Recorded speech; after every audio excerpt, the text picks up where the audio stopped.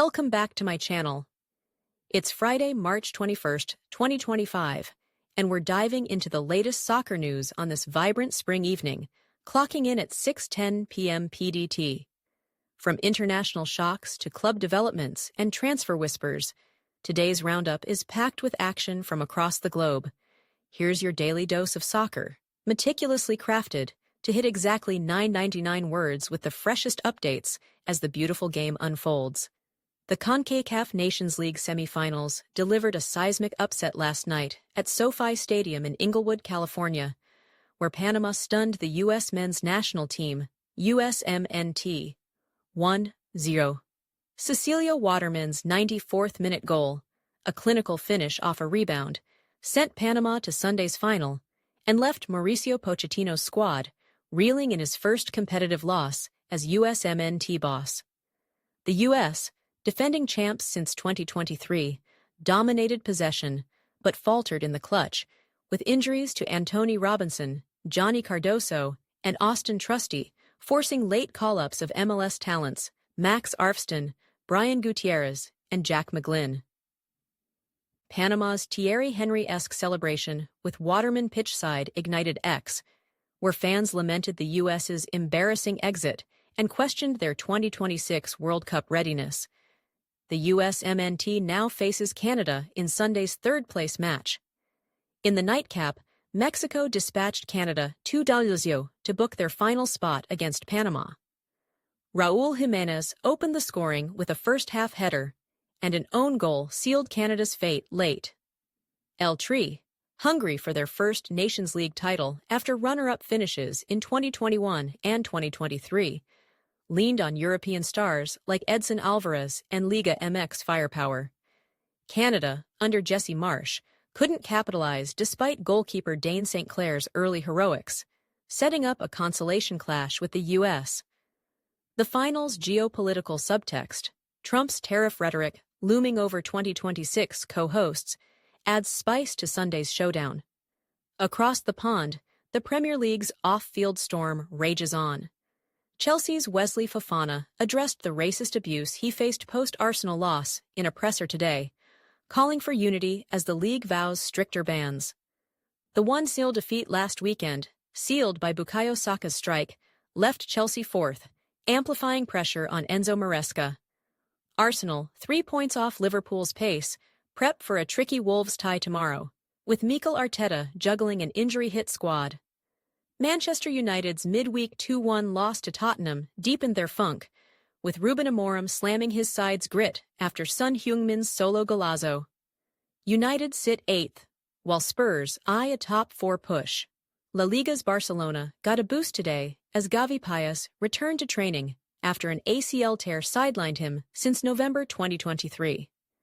The 20-year-old's comeback couldn't come sooner, with Marc Casado, hamstring, and Íñigo Martínez, knee, out from their 3-1 Atletico Madrid win.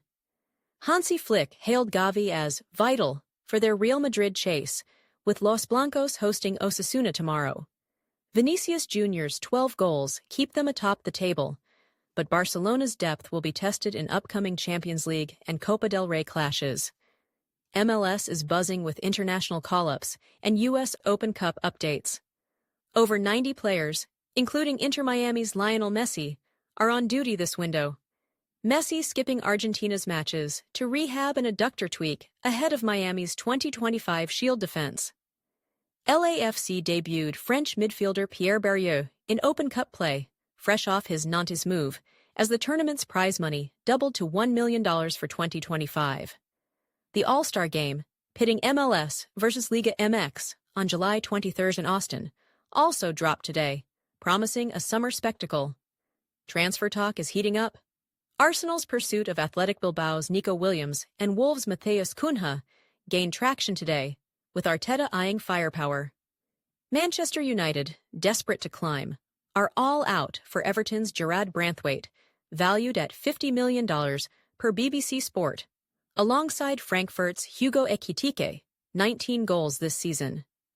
Liverpool's Leroy Sané chase from Bayern Munich persists, a potential Mohamed Salah heir if the Egyptian exits in 2026. Sky Sports reports Newcastle want Bournemouth's Dean Huijsen to pair with Alexander Isak, whose future they're keen to secure. FIFA World Cup 2026 qualifiers kick off today too.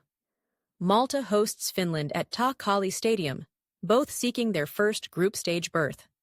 Sportskita tips Finland's Teemu Pukki to exploit Malta's leaky defense. Romania welcomes Bosnia and Herzegovina in Bucharest, with Romania favored after a strong UEFA Nations League run.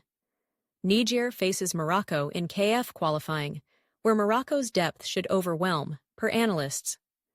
These openers set the stage for a grueling road to 2026. Women's soccer remains in focus after FIFA's equity report yesterday. Despite 2023 World Cup viewership highs, funding and coverage gaps persist. NCAA Women's March Madness tipped off today, with South Carolina edging Iowa State in a thriller, spotlighting the sport's grassroots surge. Advocates demand FIFA act faster as global interest soars. In lighter news, Lazio's Eagle mascot, Olympia, soared before their midweek Serie A win, her new X account racking up followers. Rangers, however, face UEFA heat over a fan banner deemed embarrassing in a recent tie. Details pending. Stateside NCAA Men's March Madness began, with Duke's Cooper Flagg dazzling in a first four win over St. John's, cementing his hype as BetMGM's tourney favorite. Across South America, Brazil's Vinicius Jr. stole headlines last night, rifling a 25-yard golazo in the 99th minute to sink Colombia in World Cup qualifying. The 1-0 win keeps Brazil in the CONMEBOL hunt, with Vini's flair trending on X. Spain's Mikel Merino also shone, nodding home a late UEFA Nations League winner versus Denmark, bolstering their quarterfinal bid. That's your soccer news for March 21, 2025.